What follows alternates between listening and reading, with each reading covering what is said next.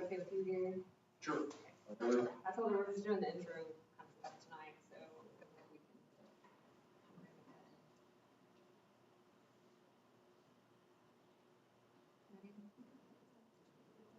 You want to start us off, Susan? No. So we're just gonna record the audio. We're not streaming it, we're not videoing it. You can see the screen is black. She said she'll be here. Just so we have it in case questions come up or doing minutes. Can't remember exactly what somebody said. So not put that out in the universe unless somebody specifically asks. I know. I know. Oh We're like, who's gonna say? We're in the camera It's line. not moving.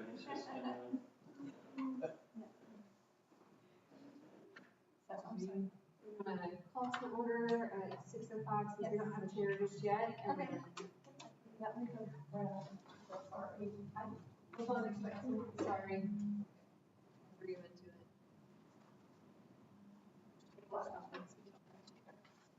Okay.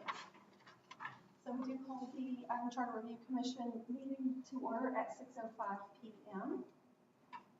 And I will call roll. Fonsel Burns, Jonathan Bush, Cameron Tharp, here, Cassie Hollenton, here, and Dr. Casey Whittle. Dr. Whittle couldn't make it tonight.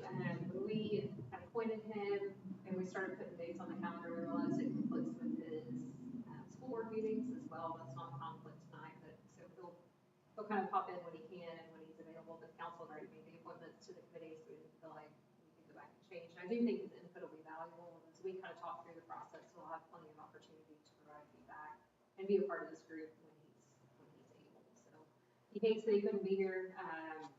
But we do his best to be here when we don't have any conflicts between school meetings and city meetings. It's just hard to find a time to meet for the work. So he sends his regrets that he's not able to make it. And as I mentioned,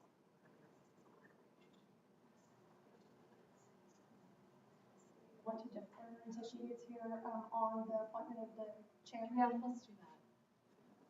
That's okay with you? We'll table that for now, and then we'll go down to our introduction of the charter review process. Right. So I don't know how much you all know about home rule charters, so I'll kind of start pretty high level. In case you aren't familiar with them. So the home rule charter of a city, cities over 5,000 have the opportunity to adopt a home rule charter.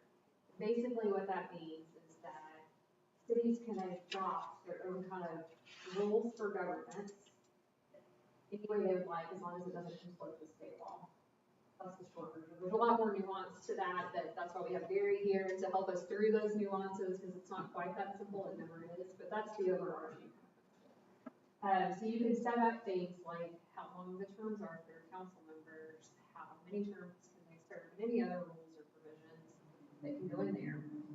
We have had a home rule charter, I guess, I don't know how long now, since 20, was it?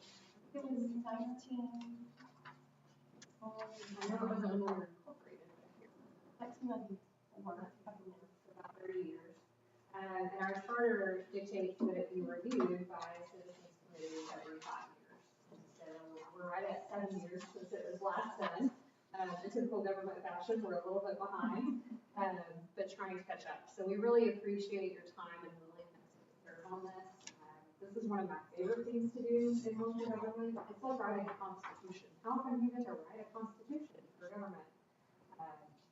My nerd side will come out throughout this process pretty regularly, but it is a neat experience. And again, we really appreciate you all being willing to take this time and give us feedback.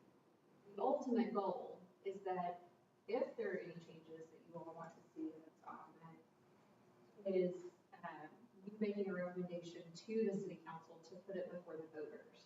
So it's not you deciding what it should be or what it shouldn't be. It's what should the voters decide.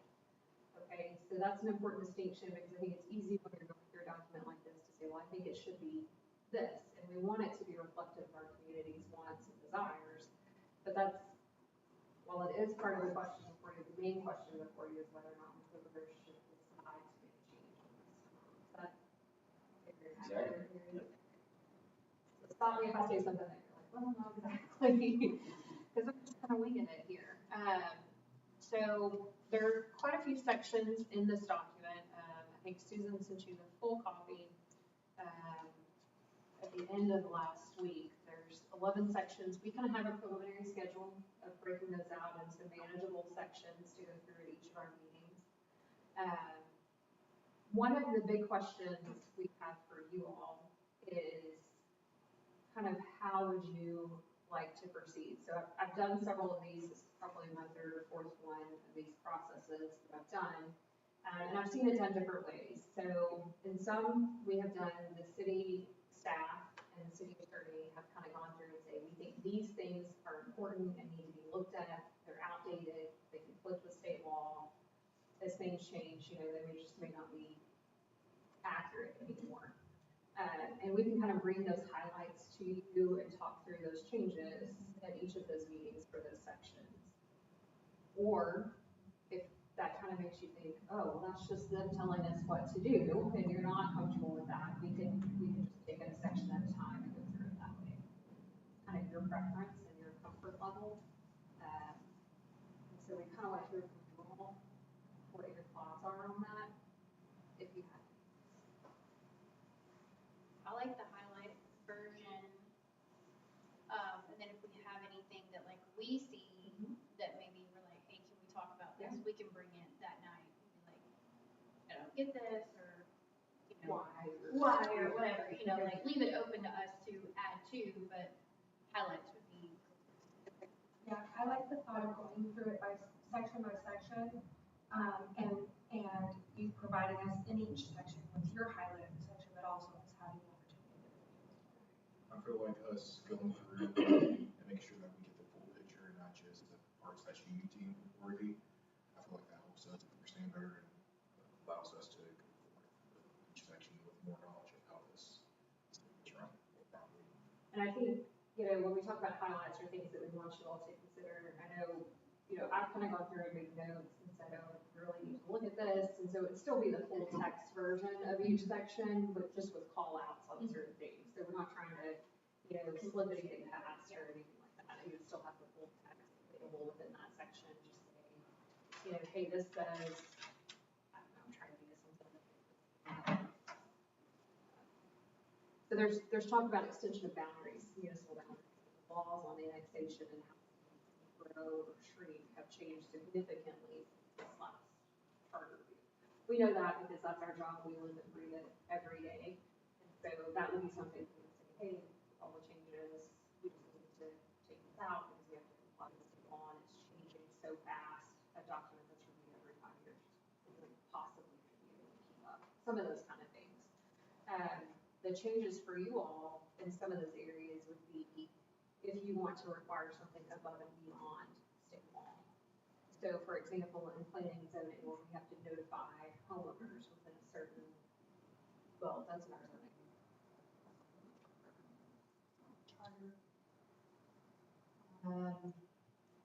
Annexation requirements, I guess, that were above and Annexation beyond.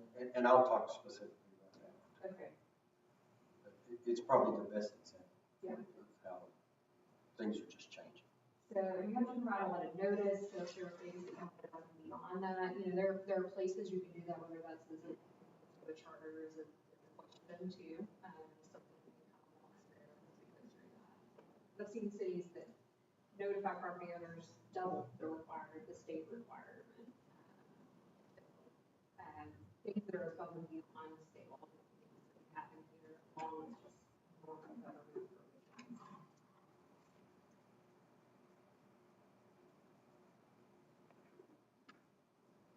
I think we want a combo. Yeah. Yeah, I think that's what I heard. Like go through it, but then we want your highlights too. Right, I think my goal is to do a starting point and to say, here are the things we know need to be addressed. Like, from a legal standpoint, and then where we really need you all is to say, hey, this is an ordinary citizen who doesn't do this every, I mean, ordinary, you're all extremely Well, you volunteered to do this. So it is a little flexible, yeah. But, as somebody who doesn't do it all day, every day, are there things that give you pause or concern that you'd like to see go before the voters? So it's important, and I expect that there will be things beyond just the things that we've called out. I hope there are things beyond what we've called out. And what else? What am I? Well, I can jump right in there. I want to make sure you have time to live with any kind of subpoena. But I would like to take just a short time and just give you kind of a summary about what is a charter.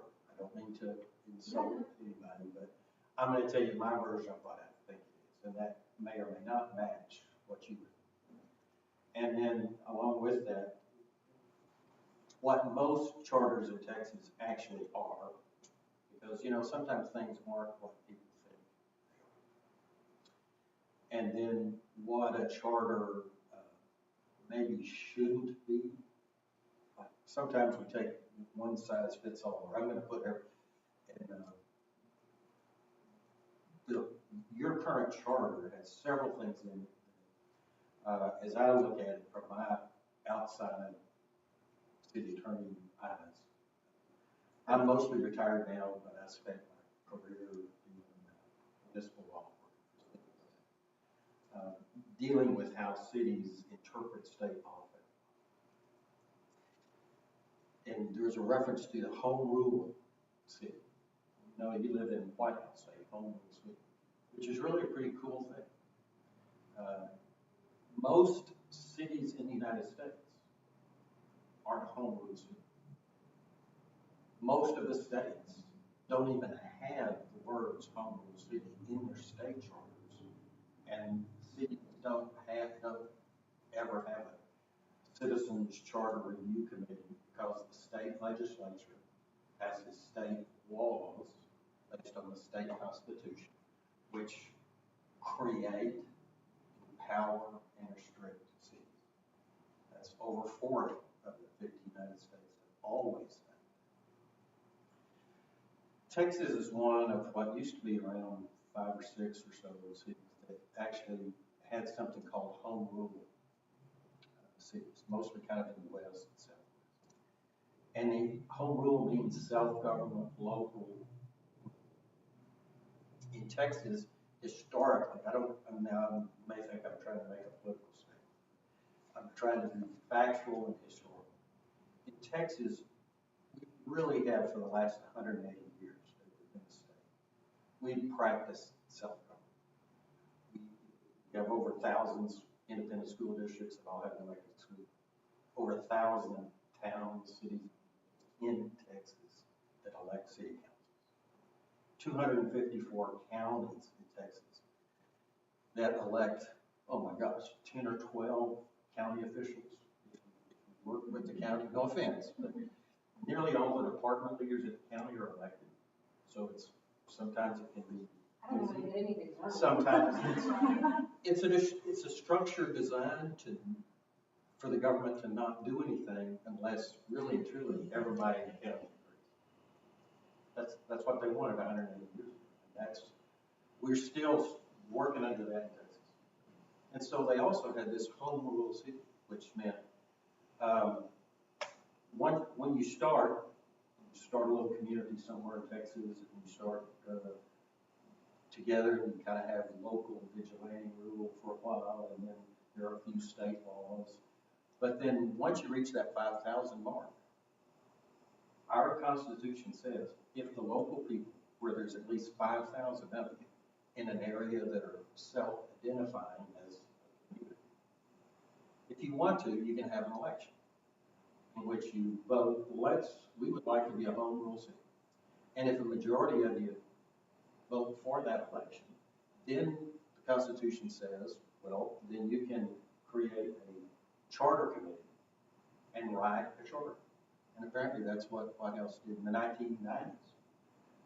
I was already working in Tyler. When I first came to work in Tyler, White House was a general law city, meaning White House could only do what the state law told them. Whoever the city attorney of the White House was, just looked in state law and explained to the council, here's what you do. You don't have local options. Unless the state law said, here's 3 ways. But in a home rule city, we just said from the beginning in Texas, you can do that. And so if you have 5,000, you have an election, majority of you vote to do that, and you create a charter, you vote on a charter. And the charter is exactly like you talked about. It's a local constitution. Constitution, like the United States Constitution, state constitution, state charter. It's law, but it's not a statute. It's not a law, it's a charter. Because everybody in whatever group it's covering has to vote on every change to it. So when we amend the United States Constitution, majority of states, majority of the people in the state have to. Same way in Texas, a charter majority of people have to. But if you create a home rule city like White House, now you've created that charter, well then your city council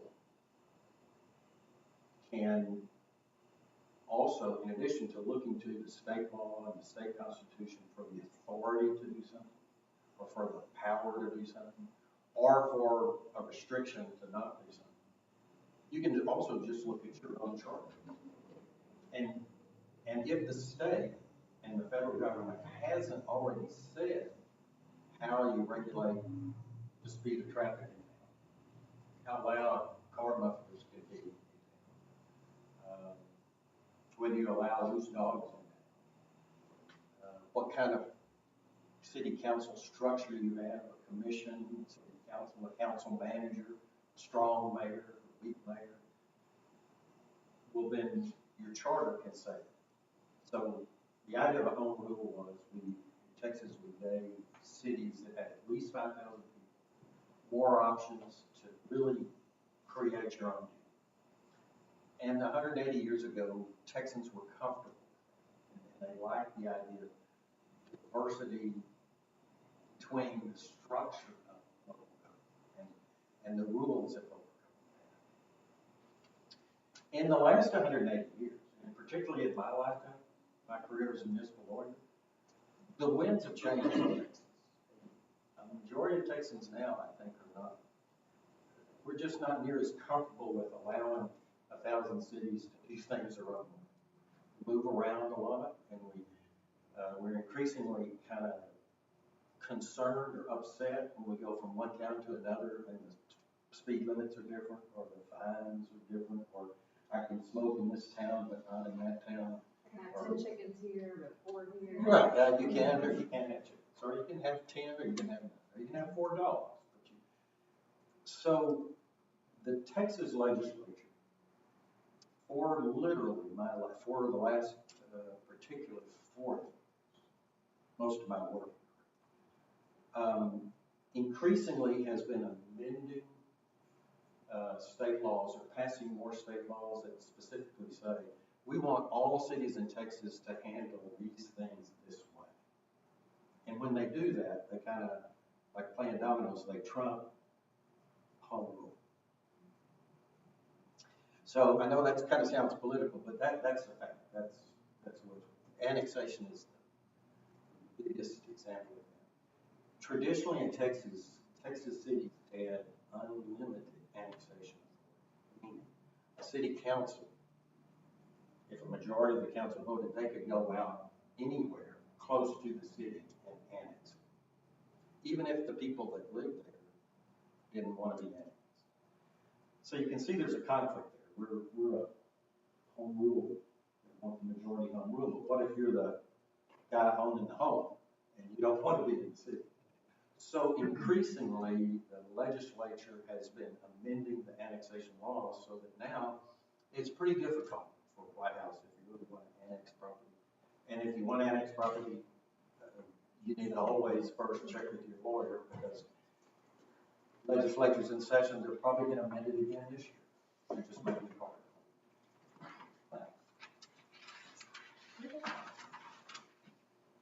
We're just kind of going over what a charter is.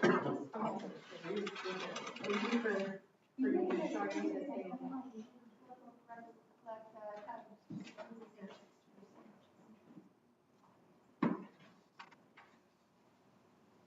So, like with the annexation. The idea of home rule is if the U.S. Constitution doesn't prohibit you from doing something, if federal laws don't prohibit you from doing something, because, again, I don't mean to be rude or insult you, the White House is part of it, Texas is part of the United States. Whether you put into your charter, we will hold elections according to the federal law and state law, whether you say that in your charter or not, you know you have to. Well, you don't have to. You can, like all of us, we can do whatever we want to, but you won't get away with it. So, for instance, the White House charter is a product of the 1990s. It's a very typical Texas charter. It's a good example.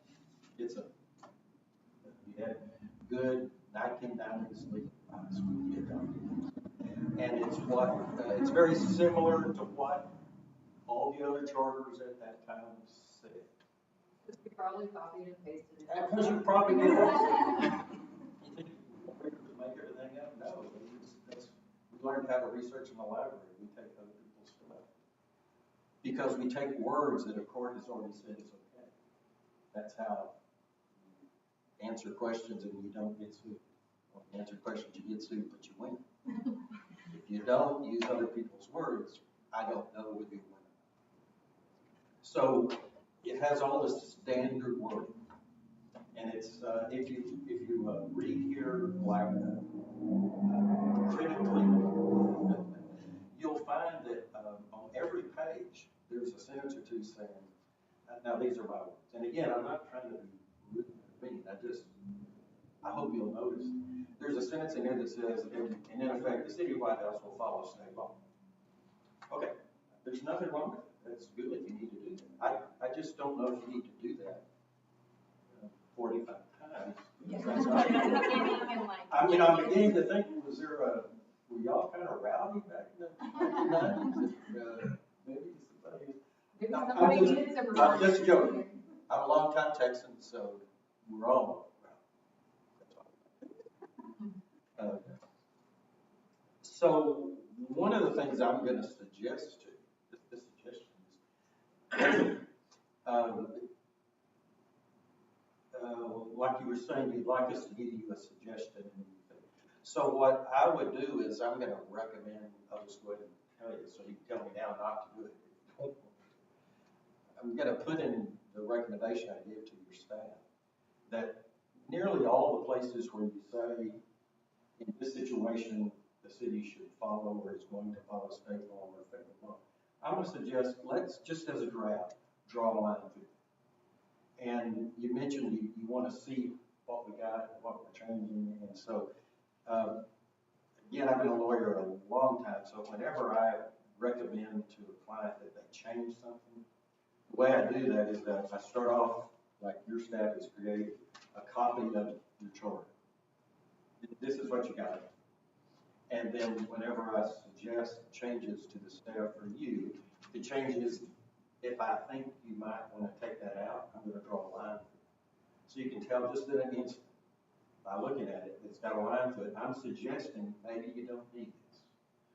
But it's just a line through it. You can still read it. I'm not going to take it away and say I took something out. And I'm not going to, sometimes people, mark it out, but you can't read it. That's not good stuff. And on the other hand, if I'm suggesting, well, you actually need some new wording, well, then I'm going to underline. So that when you get the first draft from the staff, you can look at every page and you can, anything underlined is new wording. So be careful. I'm trying to slip something past you. If you see an underline, I'm trying to take something away from it. But I'm not trying to take away your power and authority. I shouldn't be, and I don't think your local staff is. And then sometimes I might just highlight it in yellow or in a color, and that would mean these are words that we just need to talk about this. Like, I'm not sure what you're trying to say. some of the wording in here, you need a lawyer. Every time this happens, to come up with this, and I guarantee it. And believe it or not, I'm a lawyer that my goal, if I do my job well with your staff, your document should be shorter when we finish this. Because lawyers used to get paid by the word. We used to get paid by the paragraph. And we used to get paid if we could write something that I could hire one of us to help you and explain what it meant. And then if I could poke a fight with somebody, we have to have a lawsuit. So this, the goal in writing this Constitution, your charter would be, let's try to update it. And to me, update means, let's take out everything in it that's illegal. And you've got several statements in here that the laws change. I don't know if it's in there or not. Yeah. Every city that has a home rule charter has things in it that conflict with state law, because state law changes every 2 years. Charters do not.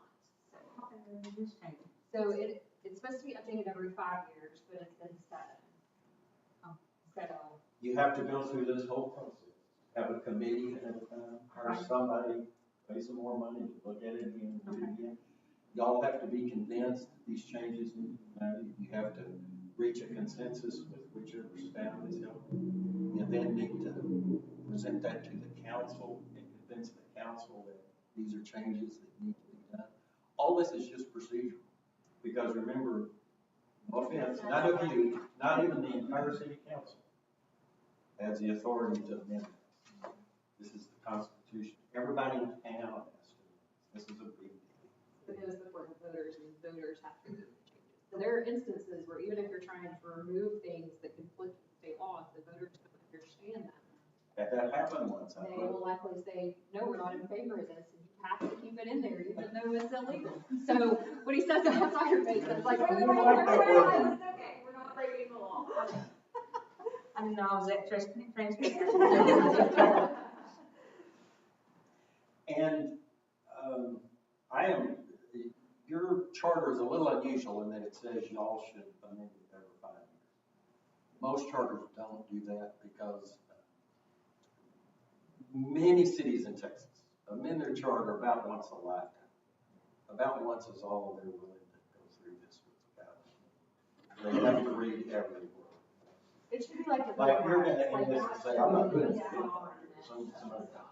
Or maybe it'll be a good process, but usually it's this. So cities kind of avoid doing something. And sometimes elected councils or sometimes staff just gets tired of explaining to new council members that, I'm sorry, paragraph 14, that's the way the law was 20 years ago, but we don't do it. And so they don't need to tell you. They just give you the order. I'm not saying don't do that, but some towns do that because sometimes councils say, well, well, then just ignore it. Why do we have to amend it, take it out? Since you're my lawyer and you're telling me we're not going to follow it. The city secretary, the planning and zoning, the police chief know they can't do this, so let's just, and, you know, it should be a document that you actually should read every now and then. But this has too much in it to read. If the laws are ever changing, then why would it be okay, or why is it acceptable to have a charter that lasts forever? Well, it doesn't, it's like, because it's a constitution, and because it doesn't last forever, but it does last until everybody that's covered by this gets to vote. So this is U.S. Constitution, Texas State Constitution, White House City Charter. These are the 3 documents where the elected officials can't do it. And it's supposed to be really hard to change it because we started with the U.S. Constitution and we didn't want the king telling us what to do. So we said it's going to be real hard to make this. And so we took that mindset and said, well, let's do the same thing on a little bit smaller level for all the 13 colonies in Texas and state. And then Texas said, well, let's do the same thing for cities. If they have, I don't know, 5,000 people, because that was a big town back a long time ago. So here's an example of something that's changed. So section 4.05, authority is hereby granted to keep as well as to support and assist in the maintenance of a volunteer fire department. We do not have a volunteer fire department. And in the next paragraph after that, it talks about the municipal fire department. So you have, no offense, but you know, you have these two paragraphs right together. I read this and I said, oh, you have a volunteer fire department and a fire. But since I'm local, I know. We did have both at one time. At one time, yeah. But, And they have to work together. so I do think as we start this process, it's important, I don't want you to start with saying, oh, that really needs to be changed, but that's not worth taking to the voters. I think the staff came from it, and I hope you will at least start with what needs to be changed. Then let's get through it and say, yes, this is worth it, no, this isn't. You know, there may be some things that we cut out at the end because while yes, it doesn't accurately reflect maybe operations today, either the electorate's not gonna understand it, or it may not just, it may confuse the voters, whatever the case may be. So let's start from a place though, if we were starting fresh with a document today, would that be in here? Does it reflect what you would want it to say? I know Gary and I have talked about, you know, do we really need to say that the chief of police shall be compensated as other city employees based on the city's pay classification plan? No, that is not, would you put that in the Constitution of the United States? Well, You know? But again, no offense, but then you say the same thing for the fire chief. It's the same thing for the director of finance. So one thing we could do is we may take it out, or we might find something where it's mentioned in there 4 times because you have 4 departments or something. And we could just say it once. If there is local option and the voters want the council to do it this way. If the voters want the council to pay all your department leaders, which well, then we don't need to say it X number of times. Just say it once and say this applies to everybody in the city. Because again, how lawyers think, if you put the same statement in here 3 or 4 or 5 times, well then when I'm reading this, I'm thinking, okay, you want a separate process for each one. Somewhere in here, you're telling me to treat the planning director differently. Because otherwise you wouldn't tell me 5 times to do this. Because it just makes it more complicated. Unless you want it.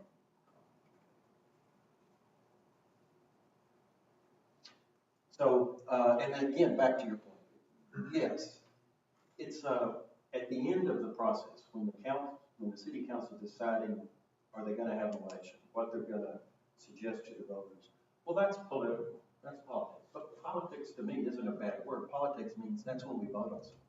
It's actually a good thing. But the council under this charter has the responsibility, the authority for handling elections. Now, the way I think you usually handle elections is you have your staff come up with a contract with the county or somebody to actually do the job. And there's a lot of wording in here that says that could probably be said in about a sentence. That's another example. Just the charter is to tell the council and the staff a reminder, you have the responsibility, you have the authority. We want you to do this. And, or it might say, in this situation, here's the way we want the council to do it. And when they say we want you, they're saying you have to do this. I don't care what the majority of you think, you have to do this.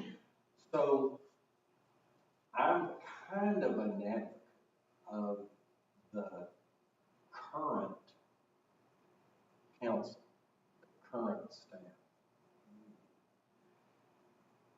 I know in history and in life, things change. So kind of back to your question of why we stuck with it forever when things change.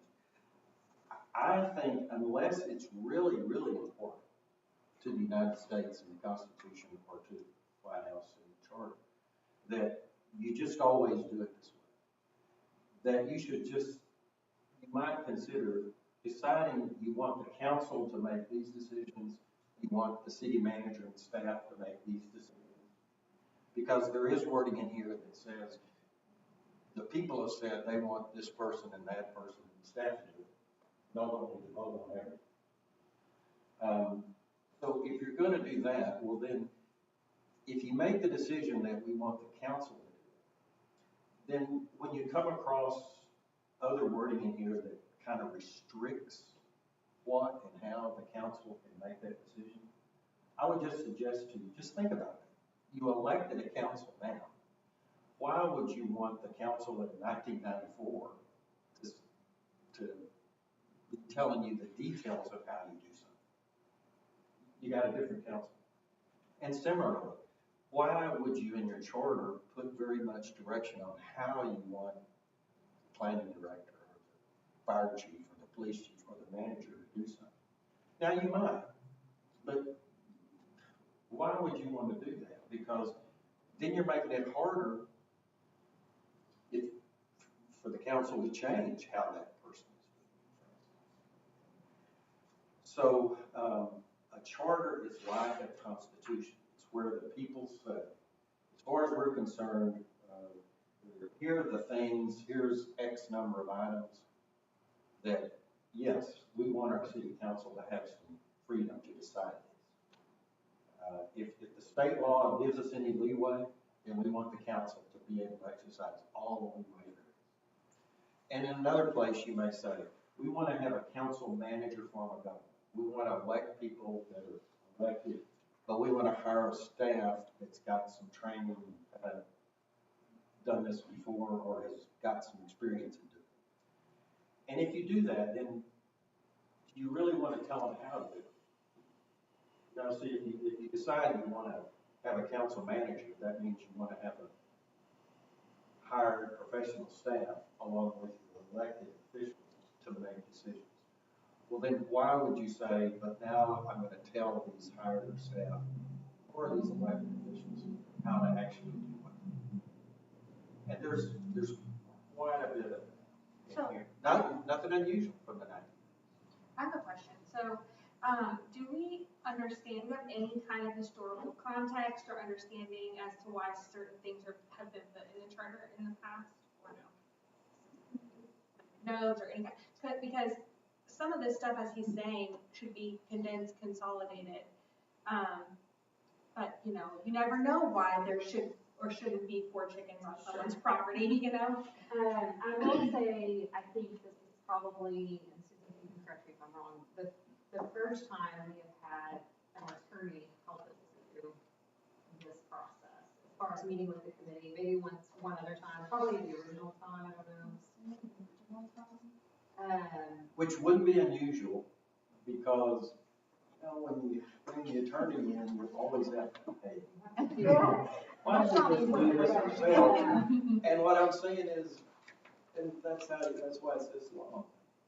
And why it's got some paragraphs that contradict each other. And some of that I would imagine, like when we're talking about these staffing positions, it's probably the department leaders that they had at the time, and so it probably got added over time because they're like, oh, well, we have, you know, the city secretary in here, we gotta have the fire chief in here, we have, you know, whereas some of these things usually in a council manager, your city manager and your city secretary are mentioned or provided for. Your city secretary is one position every city has to have. Another example, for instance, once upon a time in Texas, the fire marshal was a different position than it is now. It had more authority. In my first 2 years of a brand new lawyer, my city got sued because we had to appoint the first fire marshal that Abilene had done in 40 years. And the charter has some of that old, even though it was done in 94, it reflects people who were just copying what was written way before that. So I don't have a lot of this, like, I don't know that I could show you a document that would identify the changes over time. We might could through the codification of it. paperwork. I don't have it handy. I don't really, I do know the last time this was done, it was just on the staff level with a committee up there. So, time for that. And if, unless you're different than most Texas cities or Texas cities that I have, you probably, those are the kind of records you probably don't. Right. Because first off, We do, we have minutes. you have to take Sure. minutes, but then minutes may be handwritten or, like, there's a recording of this. That's good. And, I think that's a really good idea, particularly as we're going through this process now, just to get us to the end. And then, once we're done, you may or may not want to keep that. But remember, there weren't, the laws in Texas about what you put in the minutes and how you keep minutes. That's changed in my lifetime. Because I've had a few lawsuits where we were trying to answer questions like you have. And it depends on, the real answer in most cities is, it depends on who your city secretary was. Some kept incredible records in that handwriting you can read from 100 years ago, and most don't, and the filing is like the document, it's paper. So how many file cabinets of paper? Or it might have been put on electronic media. I'm pretty comfortable that you're not using, in 1994, that's the first year I got a computer at all. So I'm pretty sure there's not a computer. So the reason why that came to my mind was that, most of the city, maybe, I'm just gonna speak for myself actually, because I don't know if most of the city thinks about this, but I had no idea that we were a home rule city and that that's not super common. And so when we put this before the voters, do they care? Do they care that we're a home rule city? Do they care that we've reviewed this charter? Not to throw this whole process, but I'm just thinking, like he's saying, a lot of people go by general rule. Do we understand like what percentage of voters are concerned with certain things that are in the charter? So a couple of things, and I'm going to talk more about the voting side of it now. So one of the probably good things about doing this now, and our plan is to have this on the November ballot if the council, depending on the council action after your recommendation.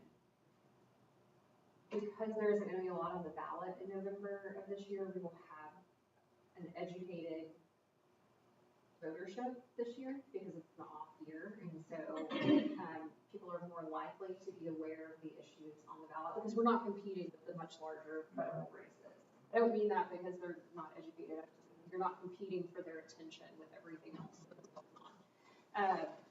Do I think most people care, understand the ramifications? Not really, no. Part of our job will be to do an education piece to this. We cannot advocate for changes. We can simply be factual in providing the information and what the ramifications could be. So, for example, one of the things that we'll ask you to look at and talk about is either term limits or the length of terms for the city council. Okay, that's a big one. That's something we don't have a recommendation on. That's up to y'all. But like changing to a 3-year term for a city council member means that the city council can no longer appoint someone to fill a vacancy. You have to hold a special election. That can be difficult because there are only 2 general election dates a year. And so either that position could be vacant for 6 months, somebody could hold over for 6 months or longer. So there are some ramifications for that decision. So that's up to us to help educate our citizenry about the importance of those kinds of things. It is difficult though, because when you're talking about what is right now a 45-page document, most people do not care about that. I was gonna ask, what does it look like whenever, our citizens are actually trying to vote? Are they gonna get a giant packet like this, or are they gonna get a summary version, or? So part of that will depend on how many changes you'll recommend and what that looks like at the end. That's something I asked Gary the other day too, because I'm like, how are we gonna present some of these? And I think there's several different ways to do it. I don't know what the answer is to that yet, though, how that looks on the voting machine. Question, Leslie. So is there a perfect one of these somewhere? There's not one. No. So what we create is just what we create. Have you ever seen one that you were like, oh, I wish ours was like that, or is this not I something? think they all have. They're all different? My last city council, it said we had to post our city council agenda at the feed store. That didn't exist. The feed store that didn't exist? Anymore. It's been going for 20 years. State law says you gotta publish things in the newspaper. Yes, right, I mean, Do we have a city newspaper? not, I published in the Tyler Warren. Okay. So this literally is what we are going by. There's nothing possibly that we can compare it to other than this right No, I now. mean, most home rule cities have this. I wouldn't say that any of them are any better or any worse than what we have. They all have And issues. they're very specific to the region. They can be, most cities are taking and copying and pasting from each other. We're not in the business of recreating. But there's nothing like super unique to us in here, like all cities have these, like, have to do a fire department, have to do zoning, have to do, so there's nothing in here that's like, this is the White I House can point is you the some only examples one. if you wanna see some. Well, I was things. just I think wondering. that's a good idea though, And to take a look at some others. Just to have something to compare to, because for me, this is my first time looking at something like this. So I would just want, even if we have something maybe 7 years ago that we had, since this is 7 years old, like what am I comparing it to? Just Here you have some good examples, you're the. Well, Surely y'all's for. one You're really one proud reason of. why the city contracted with the firm that I'm mostly retired, I just do contract work occasionally, and I live out.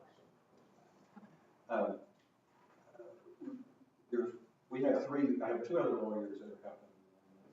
One lawyer is just a little younger than me.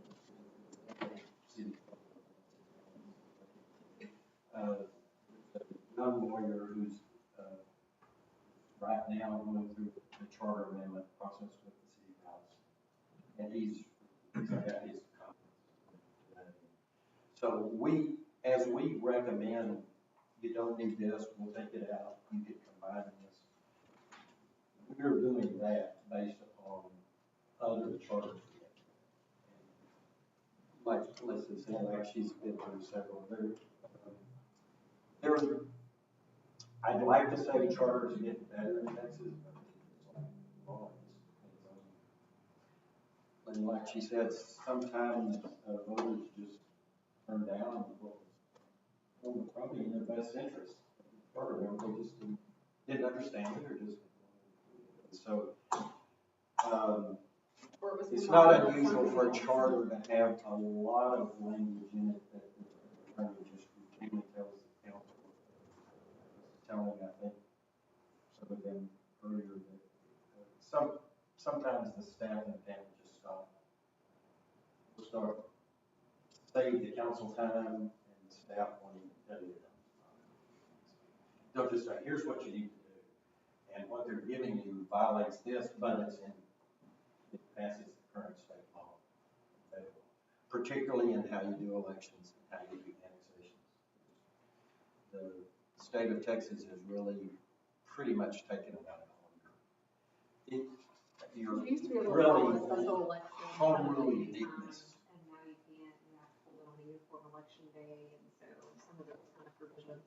And it's hard to know when you're looking at examples of, are they compliant with state law, are they not compliant with state law? Is this, for example, our last charter election here, we had two provisions on the ballot. One was to allow convicted felons to serve on the city council. And the next provision was to do away with term limits. So, as Mayor Wamsley likes to say, it looked like we wanted convicted felons to be able to serve forever. Right? Because one was right after the other. That wasn't necessarily the case, but that's the way it read. So it failed. So you don't know those nuances when you're looking at some examples. I can find some examples and send them to you. Just be aware that. I'm just like so concerned why that was. I don't know. Okay. But if you see language like them, let's talk about it. But just know there's no easy way to know if it's compliant with state law, if there's some other nuance as to why it's worded that way. But we can talk about it and look at it. You'll know if it's complies with state law. You really need to hire a lawyer, and you need to really every year hire a lawyer who will look at it again, because in addition to the legislature meeting and Congress meeting, and they do sometimes pass law, both Congress and the legislature. State courts and federal courts meet all the time and find Texas laws unconstitutional or constitutional, or say, well, it's okay if you do it this way. So it's a constant review. And this year, the legislature in Austin is meeting. So part of our review will be making sure they're not doing something again at annexation elections. And maybe the charter, like it's used, or like this version. You know, how many pages it is and all depends on the font size, but you got this many pages. If we took out all the references, there's a few places in here where the paragraph is kind of paraphrasing what the law is. It says, here's what you need to do, and here's the steps you go through. And so you have a local home rule city charter that's got one lawyer's opinion paraphrasing the state law on how to do referendums or recalls or initiatives or elections. And if we took out all the references to state law or the interpretations of state law or federal law, what you really have left nowadays in the 2000s is, I'm just like, you only have about this much where you really have any, probably less. All the rest of this, you are just restating what cities do. You're saying you want to have a police department, you want to have a fire, you want to have safety, you want to have services. And sometimes you list out the services you want, but whenever you list out the services you want, times change, and you sometimes take departments apart and put them back together. Well, if you put them in your charter, your city manager really shouldn't be using their best efforts to take things apart, put them back together, but not hold an election first. And there's a concern now that areas that are in the city that aren't receiving full city services, they automatically be de-annexed. So I live in the city, but I don't have city water. So if you have in here, city services include water, sewer, I don't have sewer on septic. There's a chance that I can. This has a really unique, partial disannexation or thing in here. So, just some things that with the changes in state law and the things Gary's talked about at the state level, less is probably better on some of these things, and it's neither to enlarge nor restrict authority, it's to protect the city organization as a whole, I think is really the point over the long term, and my concern to make sure that we don't have a section that lists all city services that we may or may not be providing to all parcels within the city, because then they can be automatically de-annexed. Why don't we de-annex? Then I quit. Because it says I have to live in the city. So there are all these things that can be problematic as the winds of the state legislature change over time, particularly the state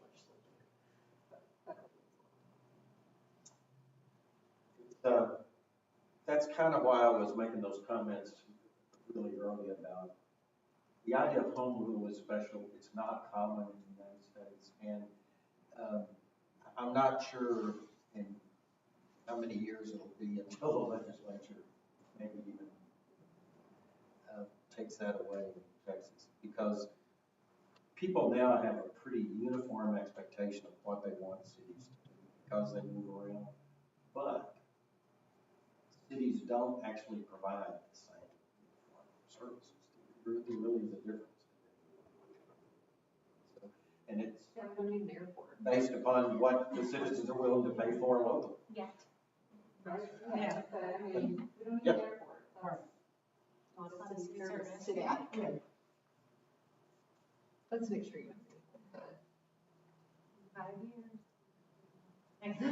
Remember when I said.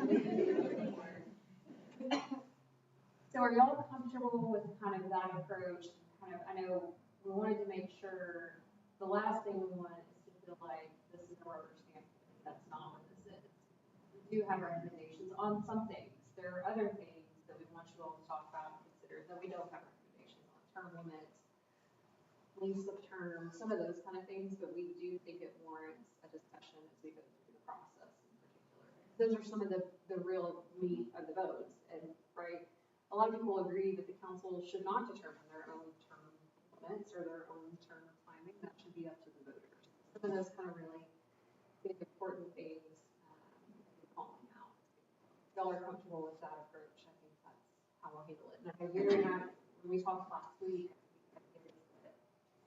with his changes and our kind of recommended changes to get those out to you, what do you think, a week before the Well, meeting? the goal, is that, when we have our next meeting, the goal would be, we would actually start talking maybe about Articles 1, 2, 3. And for us to really talk about Articles 1, 2, 3 at that group meeting, we need to have more than a day or two, or 3, to find some time to read and think about it.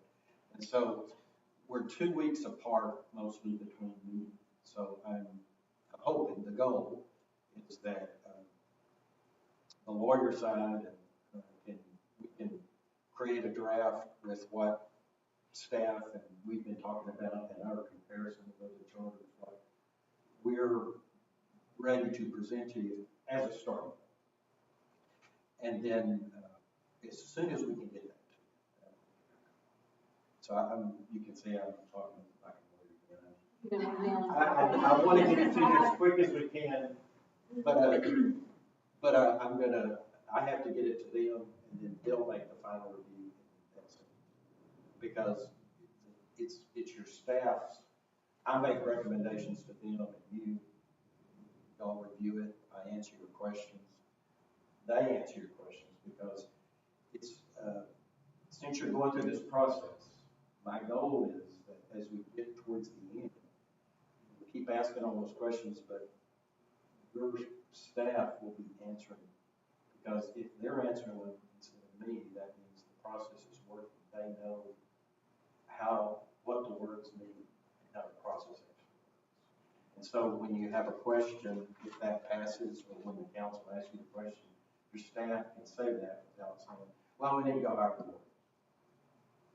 And there's just a lot of paragraphs in here where I had to go talk to them. All right. I've got an opinion, but I'm thinking, this one doesn't make sense. So, the goal is to also update it, and update means use modern language that should require maybe a little less interpretation. Some of these are real basic human rights, civil rights, city rights things, so you're gonna always need a lawyer or lawsuits if you file this stuff.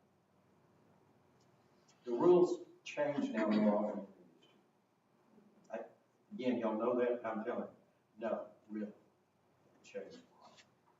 Remember how many total municipal bills were filed in the last legislative session? 4,000? Thousands. 4,000. It's hard to just keep track. 1,600 so far is what the number I heard Friday for this current legislative session. Luckily, most of them get passed. But if it's a typical Texas legislative session, they'll probably pass more than 1 or 2, which directly conflict. Maybe when I read you a law book next time, the laws of Texas, and there's this chapter where it's got, chapter 1 says this, chapter 2 says the opposite, chapter 3 says do part 2 and part 3. It's kind of silly, but it's humans. Sometimes people vote on things without reading what they actually say. Even in Texas. Apply across a very large state with a very diverse group of people. Do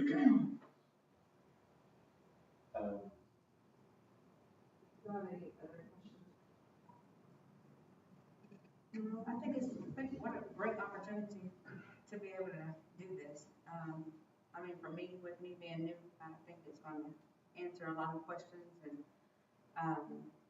I think for me, I'm one of those people that wanna know how and why, how do we get here? What happened? So for me, if I had just a little bit more history to know how we got to here, I don't know if it's possible, but if it is, it would kind of help me understand how we got here and then why we're moving away from that and this. That's just the way my mind works. And it may not be possible, but it just helps kind of bring all the pieces of the puzzle together for me. Did we just hit 5,000 people and say, hey, this is something we're allowed to do? Yes. Like, Here's yeah. an example from Exactly, that's how that works. either the last city I worked in, or somebody I know, or our attorneys were shared among cities. And what made us decide that this is what we needed? Just because we hit the 5,000, other cities do it, so now we want to do it? Or how did that happen? So I think the idea is that you have more local and specific control. So it gives you the opportunity to enact more rules or legislation ordinances at your local level by having this than what you could do before you have it. Does it keep you from getting absorbed by a bigger city? Essentially, Like Tyler? like annexing my house. No, because that can happen anyway. But that's also part of the annexation process. Right, That's right, why I understand. the legislature started that. If we didn't have our own charter. Did you say that can happen or can't? Okay. Let me give you a quick answer. There's 4 kinds of cities in Texas. Legal, and so you could be a general law B, general law A, I think 3, or home rule. So home rule is better than general law A or general law B because, like she said, you have a little more authority. But what I'm saying is when you really, and so I'm not aware of any cities in Texas much larger than 5,000 didn't vote to go to home rule. There's no larger 40,000 or what you cities that aren't home rule. Okay. Because it's, again, the legislature taking away a lot of flexibility in home rule. It's really happened in the last 20 to 30 years. And that's when Texas has been growing a whole lot. So we have a lot of towns that have gotten to 5,000 recently. But all of our larger towns are home rule. So, an example of something that we've done in the law city could do for this would be our smoking prohibitions, for example, where we don't allow smoking within 70 feet of the door or indoors and those kind of things. General law cities cannot, if I understand it correctly, cannot pass. There were some differences. Well, we went through a phase. Now, the smoking there was a period of time where home rule cities could do whatever they wanted to do. Smoke, no smoke, all kinds of stuff. General law cities, the legislature made rules. And then now even home rule cities, there may be a little bit of flexibility left, but there's not. They even tell you how far away you can have action. The rules are very specific. Most cities actually may not enforce. And that would have been one of their, like an example of a reason of why this would have been adopted and important, particularly back in 1994 when the state legislature wasn't quite, they were still restricting, but not quite like they are today. But that's just one example. We limit payday loan modifications or those things too. That's another kind of provision that's allowed in state law now that different things. It also codifies your council manager form of government as a part of it, whereas general law city would have to do that by a separate election and just a single provision to adopt that. That kind of codifies that. So there's several different reasons why they would have done this in 1994. Really, it was so that they could make laws specific to the White House community. I'm not sure if still there were some economic development and some state funding grant aids. They're all of them are based on population, but some of them originally restrictions in population and in negotiations with TxDOT, maintenance agreements for streets and things. between, I would say general, the difference between general law and home rule has gotten much less as. the Much state less, because the legislature legislature is trying to really standardize. So I think it's still, But there are important provisions in here Okay. that we need to consider. Not throwing the baby out with the bathwater just yet. I think it's still worth it to a city part-time. To remain a home rule city.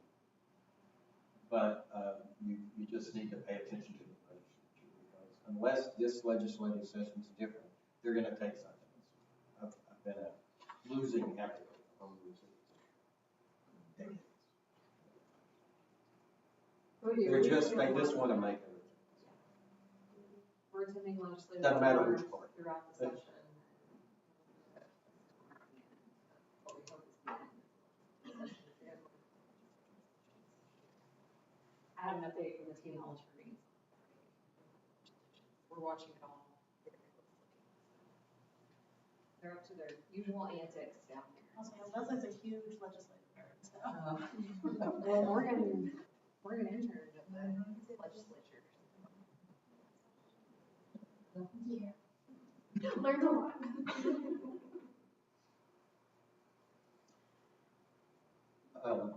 So if you, as you read through the charter, or as we go through this process and you get the documents from us, I think I want to encourage you, if you have questions, to route those to Leslie, and then if she can't answer, she'll say. The more opportunity, the longer I can give you ahead of time to read through it, the more opportunity you have to send a question, the more time she or the staff or I would have to get a better answer. And that's the goal, that when we come to these meetings. We're making maximum use of it. And then once we get going, we'll need to be doing that for the next meeting, but also bringing you an update from the last meeting. I think as we go through it, some of the things we talked about in the early articles may look back. Might conflict, or might adjust how you're thinking about it.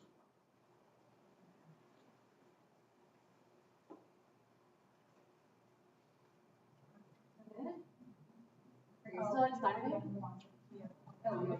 Can't wait to look at it. Find out what changes you guys suggest. I first made my notes back in October, and I see several of my comments. Is this necessary? Is this necessary? Is this necessary? Yeah, I think I didn't send you an answer to that, Michelle. No, I mean, yeah. But the It's answer not to- rhetorical. Right, yeah, I think you, It's more of. most of those she means, I hope you noticed this also. Right.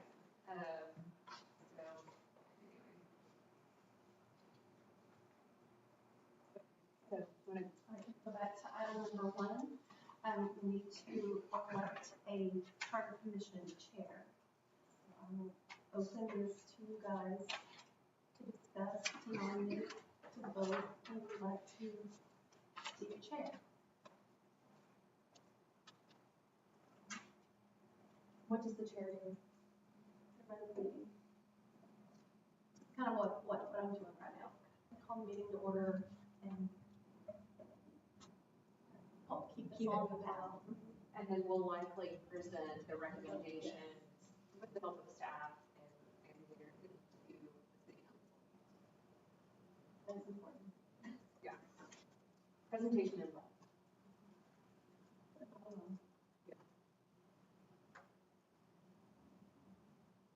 If you don't want to be it, you better nominate somebody else. We're nominating you. Thank you, someone else who's, I don't know, really nobody else is considering. I also don't mind doing it, but I don't know anything about being a chair. So I've never been a chair of anything, but I'm happy to do whatever. You guys don't want to do it. You're looking like, I'm up for whatever, I don't care. I would prefer not to be. I know I'm gone come June. Yeah. So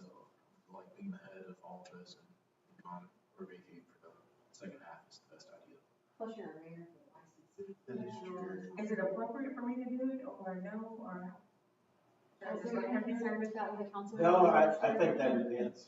Some towns think you'd be the best, other towns don't want a council. That, I don't know the answer. You're Whatever. clearly involved the most. You probably know more about how to word it. How long have you been a councilwoman? You just started. You're taking it. No, but like you said, you'll know more than you know now. Yeah. It'll be months. I mean, I don't mind at all, I just didn't know if it was appropriate or not. I've seen it done both ways, so I don't think it would be appropriate, because you're on the committee, I mean, like, they wouldn't have put you on the committee. But can she vote on her own presentation? Oh, yeah. you should vote. Yeah, you can't do it and get out of it. Yeah. Well, I'll do it, Gotta do I'm it. happy to do it. that's a motion I hear. A motion for Francel to be the chair. I'll second that motion. All those in favor? Aye. Any opposed? Francel is All right, so our next meeting, I think, is scheduled for March 11th, is that right? No, March 10th. March 10th. I think our plan.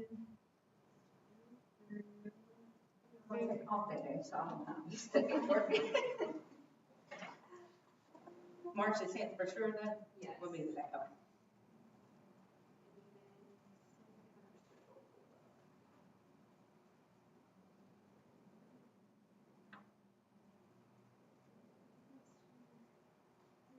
Sections. 1, 2, and 3, I think. Say on the calendar. Yeah, it does. Oh, that's right.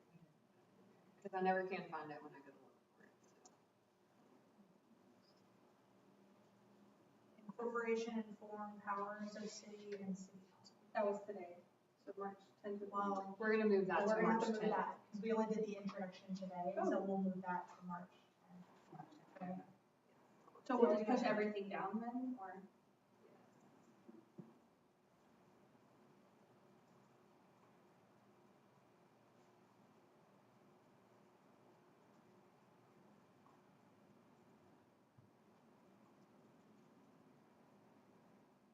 How many council? How many people are on city council? 5 and I'm here.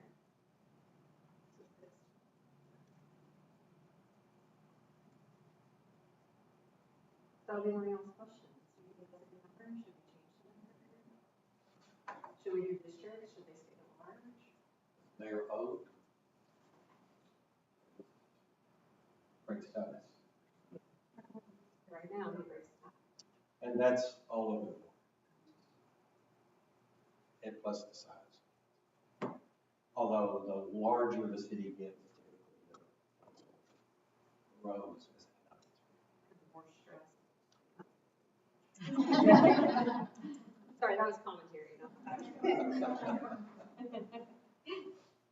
But maybe she'll move on to mayor one day. Who, me? No, they don't get paid. Oh, no. How many more years? This is It's only the last 2 years. Mm-hmm. Unless you make changes to term.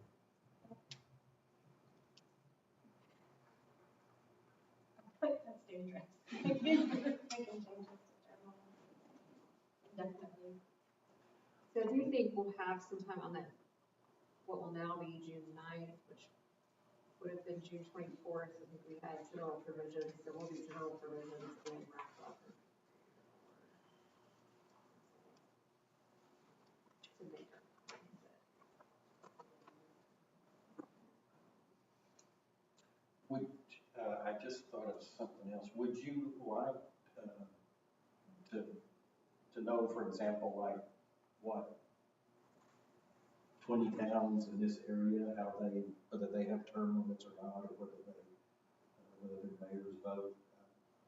I can get you those type of statistics. I wouldn't like that. I feel like that comparison is Kind like of a the bigger. geographical, but then maybe a geographical, but then also a similar size. Are there cities that y'all typically look at for whatever reason? Athens, Glendale, I can send you a list. And that, Athens, Will- Glendale, Henderson. Fuller's not rural. So yes, we normally compare them, but they're under 5,000. Under, that's right. So I'll send yeah, you if you a send list. that, I think that might be helpful to kind of look and see what other similar size towns, but then similar size areas. But realizing that across Texas, we really practice out there. We do it all. We're in a few towns that are continuing to grow as rapid as we are as well. Yeah, we probably have those. And that, yes, that affects it, because there is a real difference. Town that's growing or town that's kind of sitting up or declining. We actually have both. We have the whole gamut, towns that are fading away, towns that are just staying even, towns that are exploding. But it's a big Yeah, city. particularly for city council. It does.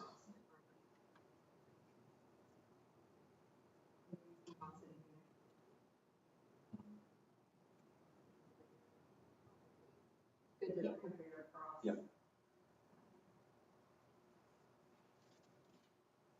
Residency requirements. Locations.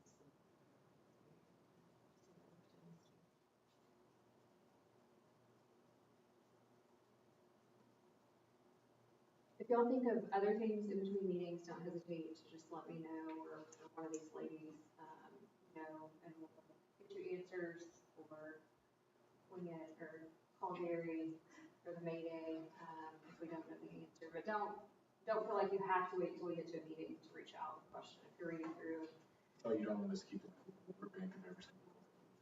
I mean, you can, but, don't feel like you have to wait until you get to the meeting, because our goal would be that if you have questions along the way, we'd like to, either before or at the meeting, so that we can discuss it together there. If you wait until the meeting, we may not have an answer. Gary may have to do some research to see what state law says, and that may take a little bit of time. So, of course, we understand that depends on how quickly we get you recommendations, but, the sooner you get those to us, the better we can make sure we answer your questions, so you all can discuss and deliberate as a group in the limited time that you're here together. For the next meeting, we will discuss which sections. Articles 1, 2, and 3. And I would say there's a lot of meat in 1, 2, and 3 that's probably gonna stay. So, that'll be a good one to start with. There's not a lot of, there'll be some changes, there could be some cutting, but it's not as much cutting as some of the other sections probably. Gary may disagree with me, but powers of the city, they need to be cleaned out, but council, of course, that's a big one.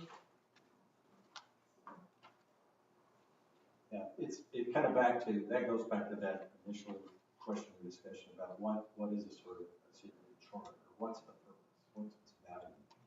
And so it's not only the uniqueness of a home rule city, but it's the place to remind people what the city does, what you should expect. Now within that, it's when you tell people in your charter what the city does, how specific do you want to list 10 departments, or do you want to describe in a different way what the city does, and then allow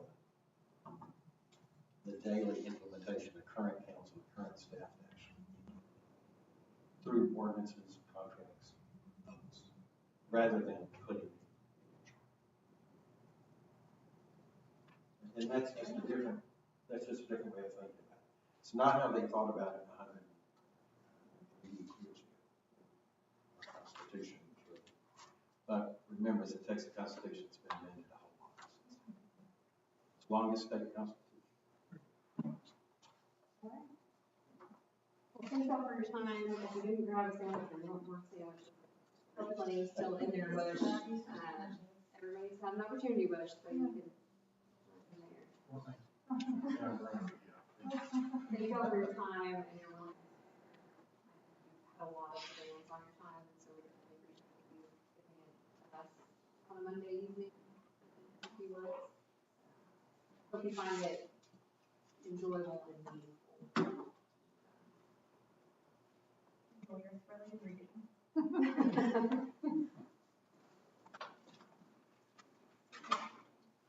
So we need a motion to adjourn. Technically, I'll move adjourn. all those in favor? Aye. Those opposed? Mayor would say stay here. Meeting's adjourned at 7:24. Thank y'all. Thank you. You signed up for this one? I'm not playing. I know. I don't know what to do with myself. Yeah, apparently. I was just thinking that. I was like, you know, I'm practicing, you know, we're not playing. He's like, after all the hours I paid for private lessons, at 8:30. It is, I like a it's challenge. it's a good I mean, option. if that's what it Just took. looking at what's there now, it's gonna be a great opportunity of growth and just I think education. it's today coming to the city. I'm looking forward to it. Yeah, well, Looking forward. but if I were your son, I was like, hey, I'm gonna go watch it. Instead of being home with the kids helping out, he would say, are we getting to pick what's happening here? I don't understand, I regularly watch these Bring your kids, just bring But your my kids. kids are older, Just so- bring your kids with you, it'll be fine. Yeah. But I told him what I was doing tonight, and what this process was, he's like, why do you wanna do that? He's like, cause he was in a fraternity. He's like, that sounds like when we would review the rules for the rules committee in our fraternity, and nobody wanted to do that, and people were arguing over comments. And I'm like, yeah, I don't know, but I said yes, so here we are. When I was there, one day they actually brought in water. Yeah, great. The legislature Learn a lot. and showed each other in the back. I mean, I'm happy to be For here. what they want to do I with was the city pretty council. Shocked Thank by you the there. fact. Compensate. Well, I was working for a member of the